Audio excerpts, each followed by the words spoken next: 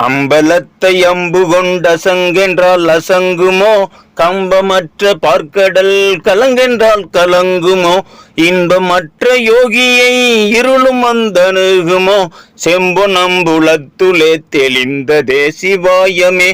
ஓம் நம சிவாய ஓம் ஓம் நம சிவாய ஓம் நம சிவாய ஓம் ஓம் நம சிவாய ஓம் நம சிவாய ஓம் ஓம் நம சிவாய ஓம் நம சிவாய ஓம் ஓம் நம சிவாய.